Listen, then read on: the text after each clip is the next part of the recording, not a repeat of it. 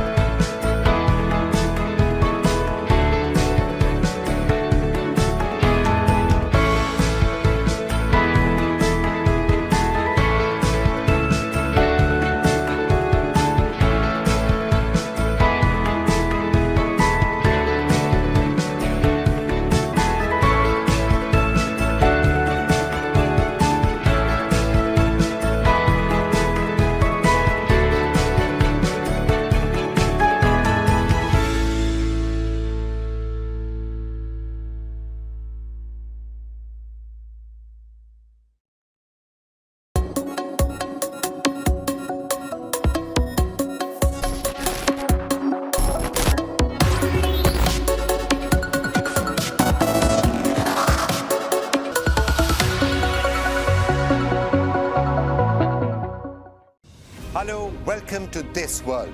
Vladimir Amelyan joins us from Kiev, and he is currently on the front line fighting Russian troops. We believe that the world should be ruled by democracies. I was interviewing you on television a couple of weeks back. That's right. And you said, if you really want to understand Jerusalem, why don't you come here and see it? And you came. Here I am. Mass shooting after mass shooting after mass shooting. Why this cannot be fixed? There are 425 million guns in the United States, which is more than the population. The problem here is Trump has been able to make the argument that this is a political prosecution and that he's being singled out unfairly. We defend our nation. You are saying we could have a cure for cancer. We'll have treatments for many cancers in this decade. And they're going to come from India. Downside is that it could potentially wipe us out. But let's start with the upside first. The upsides are absolutely enormous. The potential uses of this are almost unlimited. I only discovered AutoGPTs about a week ago and started writing about them. And after I started writing about them, Jeff Bezos followed me on Twitter, and all kinds of crazy amounts of people have been contacting us. The show where we get you the week's biggest stories from around this world.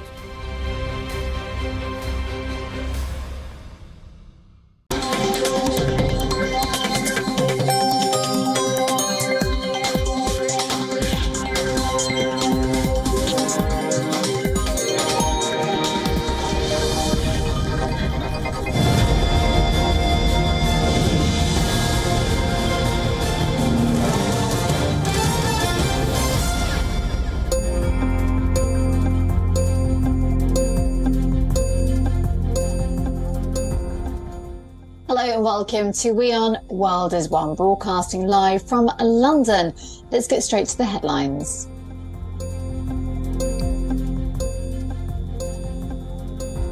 Prime Minister Rishi Sunak is expected to announce 100 new drilling licences in the North Sea during his visit to Scotland.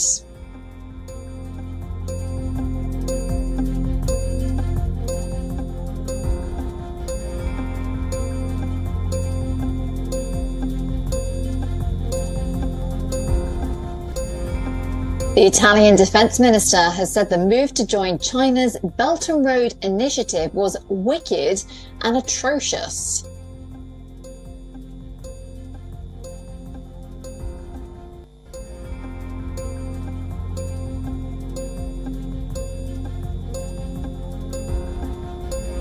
The European Union, UK, join West African Regional Bloc to apply economic sanctions on Niger. This after the French embassy was attacked by supporters of the military junta.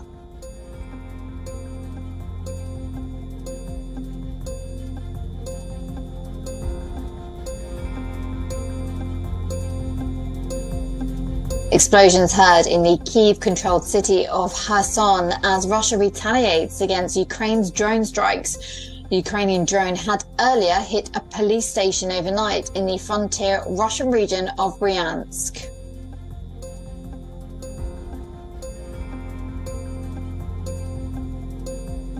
In New York are crowned the champions of the inaugural season of the Major League Cricket. Nicolas Perrin smashes an unbeaten century to power his side to a 7-wicket win over the Seattle Orcas.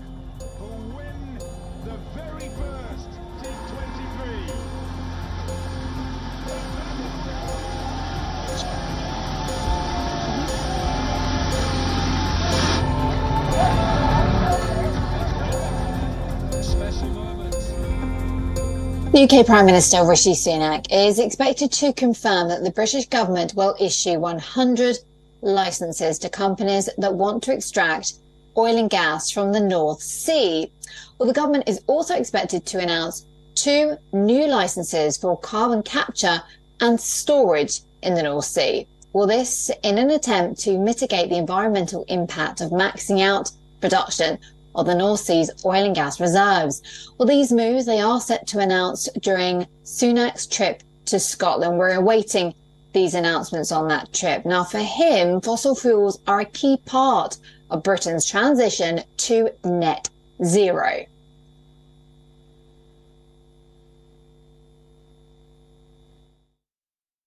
That we're living through a time at the moment where inflation is high. That's having an impact on household and families' bills. And I don't want to do anything to add to that. I want to make it easier. So yes, we're going to make progress towards net zero, but we're going to do that in a proportionate and pragmatic way that doesn't unnecessarily give people more hassle and more cost in their life. That's what I'm not interested and prepared to do. But we are making progress towards net zero. And our track record on this is better than the vast majority of other countries that we're compared to. So people should be proud of that, but also should be reassured that what I'm not going to do is unnecessarily add costs to their families' bills. Well, this move is expected to deepen the rift between the Tories and the Labour Party. Labour is opposed to issuing new oil and gas licences due to environmental concerns. It says it will revoke any licences that have not reached the final stages if it wins the general election in 2025. Now, Rishi Sunak lashed out against the Labour Party and said that what Keir Starmer doesn't realise is that people don't want to risk the lights going out. We need fossil fuels as part of the transition to net zero. Banning North Sea and gas, like the Labour Party suggests, will weaken our energy security and strengthen dictators like President Putin. Well, the Labour Party, however, argues that Britain should be pushing for more renewables instead of subsidising new oil and gas.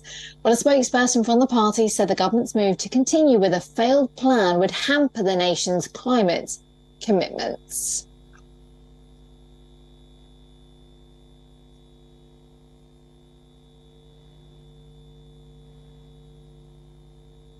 So just to reiterate the situation here in the UK, we know the Prime Minister Rishi Sunak is going on a trip to Scotland, and we are expecting him to confirm that the British government will issue 100 licences to companies that want to extract oil and gas from the North Sea. And the government is also expected to announce 2 new licences for carbon capture and storage in the North Sea. Now, these moves are expected to be announced, as I say, on this trip to Scotland that Rishi Sunak is currently on. And we know that fossil fuels are a key part of Britain's transition to net zero. However, this move will have political implications because it is expected to deepen the rift between the Tories and the Labour Party, who sit very differently on this issue. So the Labour Party is opposed to this move and is expected to vocally oppose this. They are opposed to issuing new oil and gas licences due to environmental concerns. It says it will revoke any licences that have not reached the final stages if they win the general election, the next general election.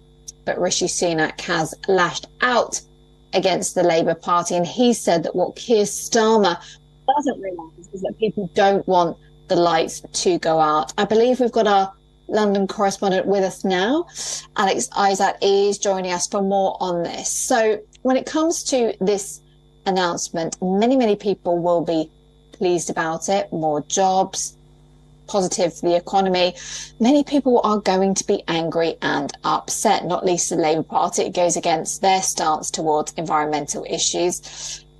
Oil campaigners as well. It's going to be a very difficult one to please everybody on this. Well, absolutely. It's always going to be quite difficult when it comes down to fossil fuels and how we utilise them. And Rishi Sunak, Prime Minister, has said that we do need to ensure that we are able to have our own power, and that's why he's giving away these licences.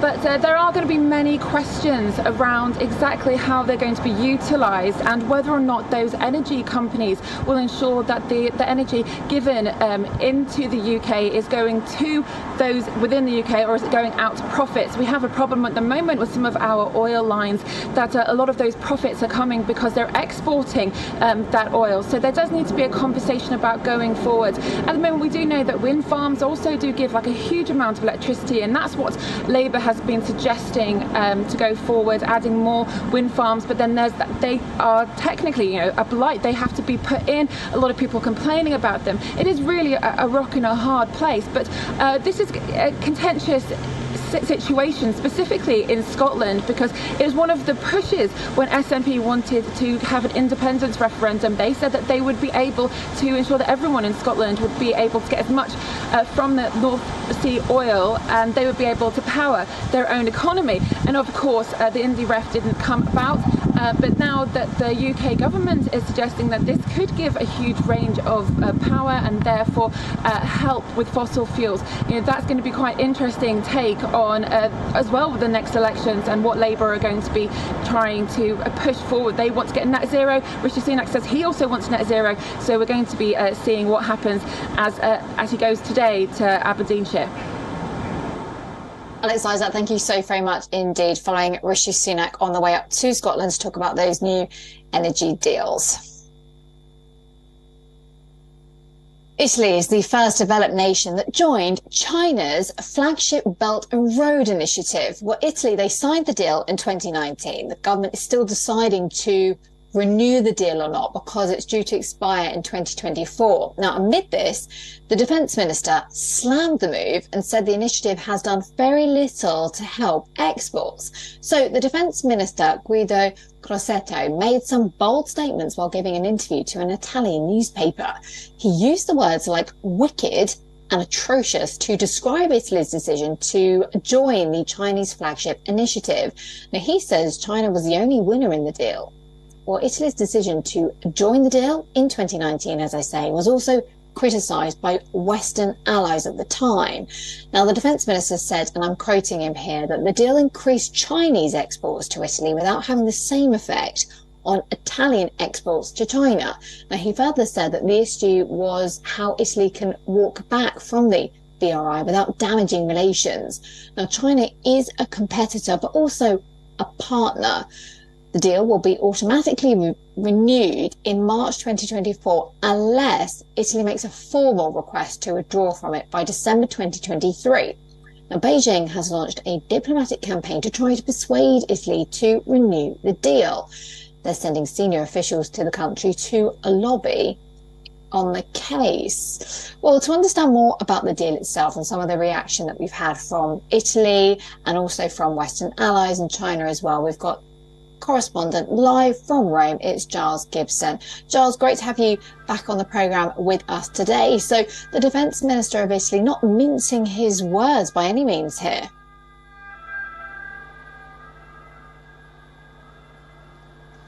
Guido Crosetto, the Italian Defence Minister, really not holding back whatsoever in this interview that he gave to the Corriere della Sera newspaper, which was released over the weekend, saying the decision to join the BRI was improvised and an atrocious act, and saying, as you were mentioning there, that the issue is how to walk back from the BRI without damaging relations with Beijing.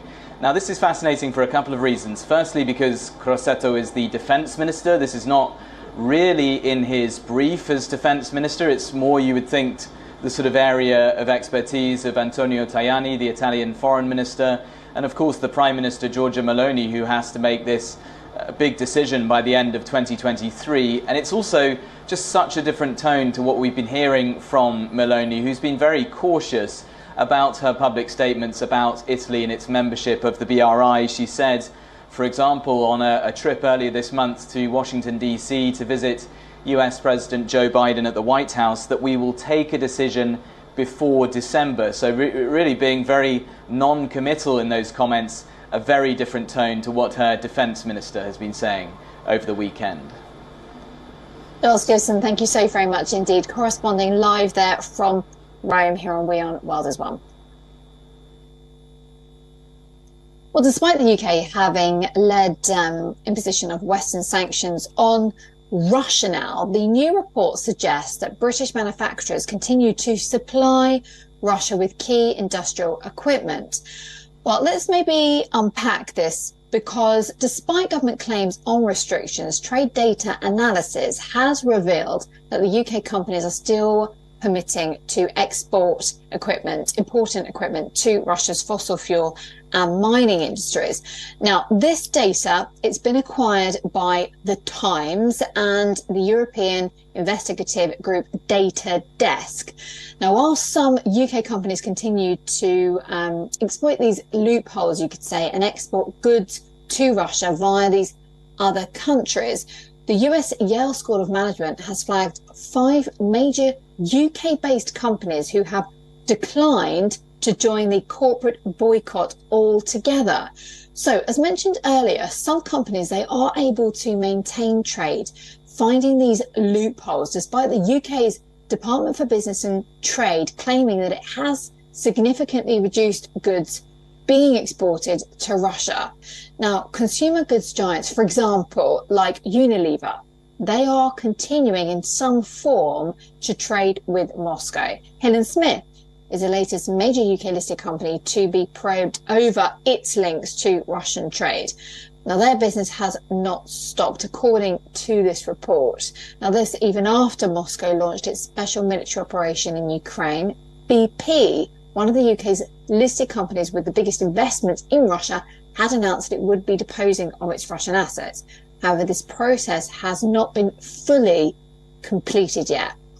Now, another example is the UK's Dunlop Oil and Marine. It's been supplying rubber oil hoses to the Caspian Pipeline Consortium. The organisation is a major international crude oil transportation project operation with Russia's participation. Now, the pipeline, it carries a mix of Russian oil to the Russian Black Sea port for export. The Caspian Pipeline project is not subject to export sanctions, as it's not a majority Russian-owned company. And this is the loophole that the company has. Now, 5 major UK-based companies continue to do business in Russia, according to this report. They have declined, though, to join the corporate boycott. Out of these 4 companies, they're in the industrial, energy or telecoms sectors. Now, these include Petrofat, JKX and FX McKenzie. Well, for more details on this story and how these companies are being reported to be exploiting these loopholes, we have an expert in the area. It's Klinsmann Moratti, the founder of Pareto Economics, a global world affairs research consultancy. So thank you so much, Klinsmann, for coming on the programme. So what more can we read into it if indeed these reports are true, that these companies are managing to find these loopholes in order to carry on doing business with the likes of Moscow? Yeah, we have to understand, Katie, that it's not as easy for some companies to completely disassociate themselves with Russia. As you said in your package earlier, BP is one of the largest oil companies in the world, and still is taking a long time for it to wind down its operations. Now, for some companies who simply sell into the Russian market, maybe it's a lot easier because they may not have hardware, they may not have, a stake in Russia as much as others, so they're able to quickly and swiftly, dissociate themselves with Russia. But for the companies you mentioned, and it needs a lot more looking into, but it could be the case that these companies sell a lot into the Russian market, and simply cutting themselves off, being the fact that they don't add that much to tax revenue from the Russian government, doesn't seem as if, in their estimates, it makes sense for them to completely take themselves out of the mix from their business in Russia. It's not a case that they're defying sanctions, and it's not even a case that they're finding loopholes in sanctions. A lot of the time, it's the fact that they are abiding still by the rules and regulations of the countries in which they operate in, i.e. in this case the UK, and they've decided for their own reasons to still do business in Moscow. Okay, Klinsmann, thank you so much. That's all we've got time for today, but we really appreciate your thoughts there. As you say, it certainly takes time. In some regards, maybe some companies have the right intentions, but it's not so easy as cutting off a huge multi-billion-dollar deal the next day in some cases. Klinsmann Moratti, thank you so much, the founder of Pareto Economics, a global world affairs research consultancy, joining us here on WION World is One today.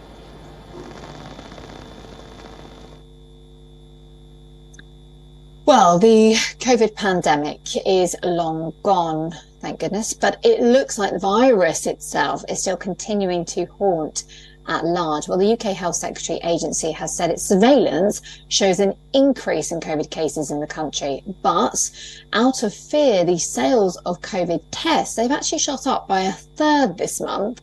Well, Boots, which is a prominent retailer here in the UK, it reported a staggering 33% rise in sales of COVID tests in the last month alone, according to the Zoe Health study, which estimates figures for UK COVID infections. There were at least 600,000 people with symptomatic COVID on the 4th of July. The number rose to around 790,000 by the 28th of July.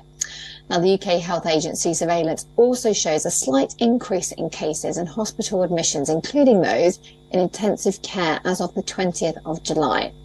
The records reveal that 3.7% of 4,403 respiratory specimens were identified as being COVID-19 positive, as compared to 3.6% of 4,535 just 2 weeks prior.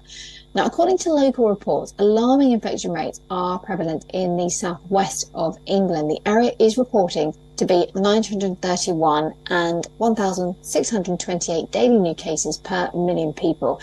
And Wales has also recorded between 591 and 1,755 new cases per million people every day. Now, meanwhile, Yorkshire and the Humber reported the lowest rates, with approximately 328 to 1,088 new cases per million people per day.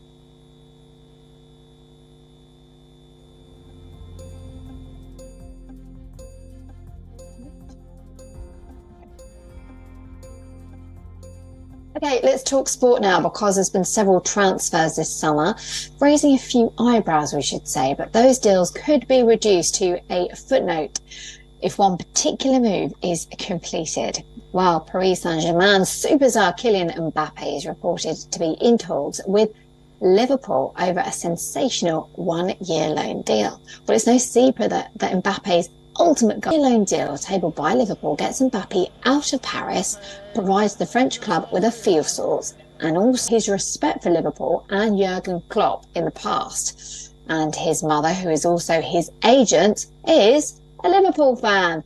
Well, Mbappé met with Liverpool representatives before leaving as Morocco representatives for PCS in 2017. And while those talks were unsuccessful at the time, they could pay off now as Klopp looks to pull off one of the most explosive transfers in Premier League history. Well, Mbappé has 1 year remaining on his PSG contract, but has no intention of extending his stay at the club. Now, PSG, meanwhile, have made it clear to the French World Cup number winner that he will not be allowed to see out his contract unless he signs a fresh deal. Now, PSG are desperate to get something for their prize asset and accepted a world record of 330 million for the 24-year-old from Al Hilal last week, the Saudi Arabia team. Now, Mbappé once again frustrated the club by refusing to hold talks with the Saudi Pro League side. And that's all we know for now, but we are watching the story, potentially one of the biggest sports story this year, if he does indeed go to Liverpool.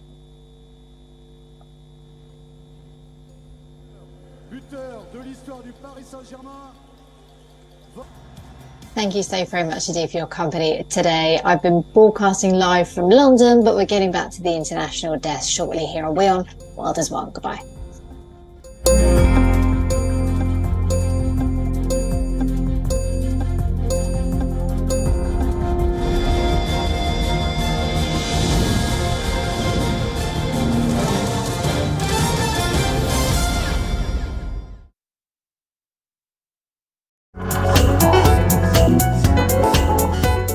WION. WION Health Resort is unique, the only one of its kind. Experience the 4 paths of natural wellness: yoga, Ayurveda, acupuncture, and naturopathy. Each uniquely customized program improves the whole person to make every person whole. Come to WION Health Resort. Make your reservation at wion.com. It's easy to tell you a flat story. It's easy to show you what's happening around the world.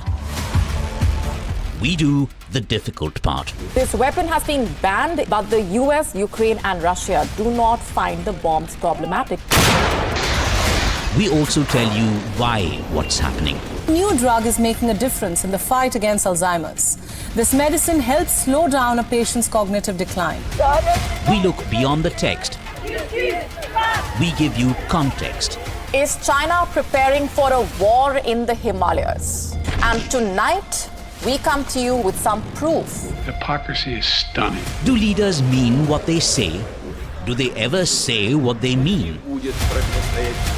To find out how real news affects you, your decisions, Just when Iran took one step in the right direction, its moral police is planning to drag it further back. And once again, the victim will be women. watch Gravitas. And thanks for tuning in. We don't impose our views. Did India threaten to ban Twitter? Either that or Jack Dorsey is lying to you. That is Gravitas. We let life breathe through our show. Gravitas, the informed show for an intelligent audience. Hi, I'm Alison LaGrange, and you're watching